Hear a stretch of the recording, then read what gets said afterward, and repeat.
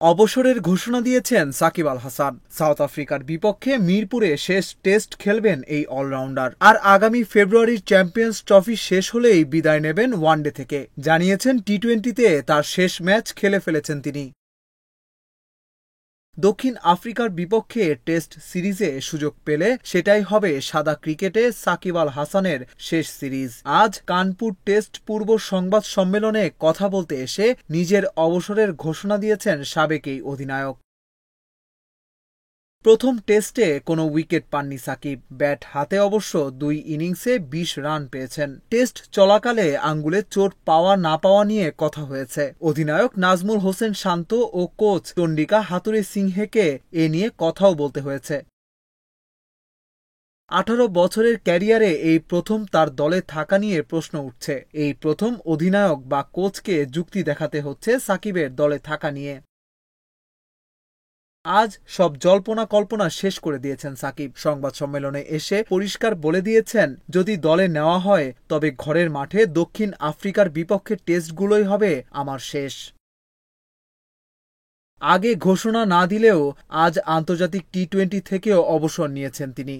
সাকিব বলেছেন, সর্বশেষ টি-20 বিশ্বকাপই ছিল এই ফরম্যাটে তার শেষ ম্যাচ। তিনি বলেন, আমার মনে হয় টি-20-তে আমি আমার শেষ ম্যাচ খেলে ফেলেছি।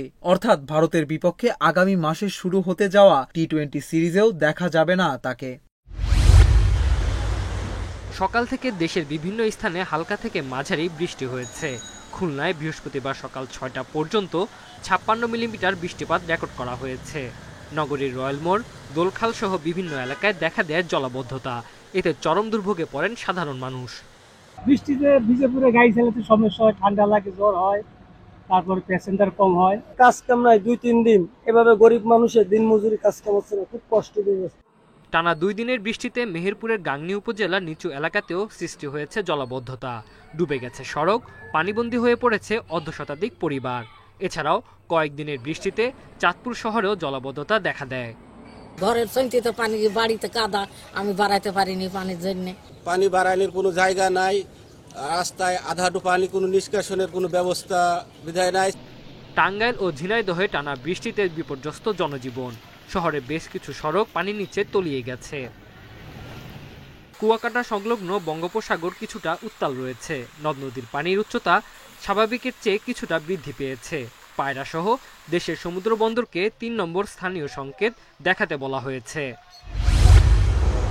25 সেপ্টেম্বর জাতিসংঘ সাধারণ অধিবেশনের ফাঁকে সংস্থার সদর দপ্তরে বাংলাদেশের অন্তর্বর্তী সরকারের প্রধান উপদেষ্টা অধ্যাপক ডক্টর মোহাম্মদ ইউনূসের সঙ্গে সাক্ষাৎ করেন বিশ্বব্যাংকের প্রেসিডেন্ট অজয় বাঙ্গা। এ সময় সরকারের নেওয়া বিভিন্ন সংস্কার কর্মসূচি বাস্তবায়নে বিশ্বব্যাংকের সহায়তা চান ডক্টর ইউনূস। বৈঠকে নতুন করে $2 বিলিয়ন সহায়তার প্রতিশ্রুতি দেন বিশ্বব্যাংকের প্রেসিডেন্ট। এর আগেই দেওয়া হয়েছিল $1.5 বিলিয়ন ঋণ সহায়তার প্রতিশ্রুতি। ডিজিটালাইজেশন, তারল্য সংকট কাটানো, বিদ্যুৎ জ্বালানি এবং পরিবহন খাতের সংস্কার কাজের জন্য এই ঋণ সহায়তা। জাতিসংঘ অধিবেশনের সাইডলাইনে নেপালের প্রধানমন্ত্রী কেপি শর্মা ওলির সঙ্গেও বৈঠক করেন ডক্টর ইউনূস। কাঠমান্ডু ঢাকার মধ্যে বাণিজ্য ও অর্থনৈতিক সহযোগিতা বাড়ানোর আহ্বান জানান তিনি। এ সময় দুই দেশের জ্বালানি সহায়তা, বাণিজ্য ও জনগণের মধ্যে যোগাযোগ নিয়ে আলোচনা হয়। আগামী মাসেই দেশটির কাছ থেকে 40 মেগাওয়াট বিদ্যুৎ কেনার চুক্তি সই করতে যাচ্ছে ঢাকা। বাংলাদেশের সঙ্গে বাণিজ্য ও অর্থনৈতিক সম্পর্ক আরও গভীর করতে আগ্রহী চীন। ডক্টর ইউনূসের সঙ্গে সাক্ষাতে জানিয়েছেন চীনের পররাষ্ট্রমন্ত্রী ওয়াং ই। এছাড়া সোলার প্যানেল নির্মাণেও বিনিয়োগ করতে চায় দেশটি। জাতিসংঘ সাধারণ অধিবেশনে প্রধান উপদেষ্টা ডক্টর ইউনূসের ভাষণ শুক্রবার। অন্তর্বর্তীকালীন সরকারকে প্রশ্নবিদ্ধ করা ও আওয়ামী দোসরদের ষড়যন্ত্রের প্রতিবাদে প্রেস ক্লাবের সামনে এ অবস্থান কর্মসূচি।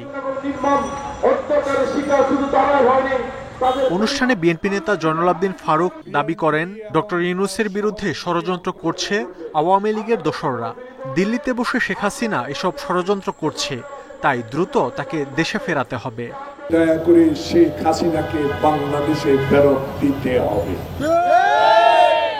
যদি স্বাধীন দেশের গণতান্ত্রিক দেশের প্রধানমন্ত্রী আপনি হয়ে থাকেন, বন্দি চুক্তি যদি আপনার সরকারের স্বাক্ষর থাকে, তাই দেরি আর না করে বাংলাদেশে শেখ হাসিনার বিরুদ্ধে 500-র দিকে মামলা হয়েছে, আজকে তাই তাকে হস্তান্তর করুন। এদিকে ছাত্র জনতার আন্দোলনে মাতোয়াইল এলাকায় পুলিশের গুলিতে নিহত সৈকতচন্দ্র দে এবং পারভেজের শোকাহত পরিবারের সাথে সাক্ষাৎ করতে যান বিএনপি নেতা রুহুল কবির রিজভী। এ সময় তিনি বলেন, কথা বলার স্বাধীনতা ফিরেছে। বর্তমান সরকারের বিরুদ্ধে কথা বললেও কেউ আয়নাঘরে বন্দি করবে না। এজন্যই 17 বছর লড়াই করেছে বিএনপি। আমরাই আমাদের দেশকে গঠন করতে পারবো এবং আমাদের সেই স্বতঃস্ফূর্ত শক্তি, আমাদের সেই সম্ভাবনা, সেই মেধা এখানে রয়েছে, যাতে আমরা একটা সত্যিকারের এবং সচল কার্যকর গণতন্ত্রের দিকে আমরা যাতে এগিয়ে যেতে পারি। এখন সেই পরিস্থিতি আমাদেরকে তৈরি করতে হবে। ছাত্র জনতার আন্দোলনে নিহত পরিবার এবং আহত সবার পাশে বিএনপি ভবিষ্যতেও থাকবে বলে জানান দলটির নেতারা। বাংলাদেশ ব্যাংকের নতুন গভর্নর দায়িত্ব নেন এমন এক সময় যখন ব্যাংক খাতে চরম অস্থিরতা এবং তারল্য সংকট। প্রথম পদক্ষেপ হিসেবে 11 ব্যাংকের পরিচালনা পর্ষদ ভেঙে দিয়ে নতুন বোর্ড গঠন করেন। দুর্বল ব্যাংক চিহ্নিত এবং তারল্য সহায়তার উদ্যোগ নেওয়া হয়। 1 মাস ধরে এ নিয়ে চলে আলোচনা। পরে কেন্দ্রীয় ব্যাংকের আশ্বাসে এগিয়ে আসে 10 ব্যাংক। তারল্য সংকটে পড়া 5টি ব্যাংকে প্রাথমিকভাবে সহায়তা দেওয়া হচ্ছে। যতটুকু সাহায্য সহযোগিতা প্রয়োজন সেটা ওনারা করবেন। আর আমাদেরকে দায়িত্ব দিচ্ছেন যে যেই কারণে এই ব্যাংকগুলোর অবস্থা এমন পর্যায়ে গেছে, সেটার জন্য আমরা অতি তড়িঘড়িতে ব্যবস্থা নিয়ে ব্যাংকগুলোর ব্যবস্থাপনা ঠিক করি। কেন্দ্রীয় ব্যাংকের সংস্কার উদ্যোগে অন্যান্য ব্যাংকগুলো পাশে রয়েছে। আমাদের তরফ থেকে ব্যাংকিং খাত থেকে যতটুকু প্রয়োজন সেই সাহায্য সহযোগিতা আমরা সরকারকে করব, যাতে করে ভবিষ্যতে ব্যাংকিং খাত কখনো কোনো দুষ্ট চক্রের হাতে না পড়ে এবং ব্যাংকিং খাত সর্বতোভাবে অর্থনৈতিক প্রবৃদ্ধি এবং উন্নয়নের জন্য কন্ট্রিবিউট করতে পারে। সংকটে থাকা অধিকাংশ ব্যাংকের পরিচালনা পর্ষদে আধিপত্য ছিল এস আলম গ্রুপের।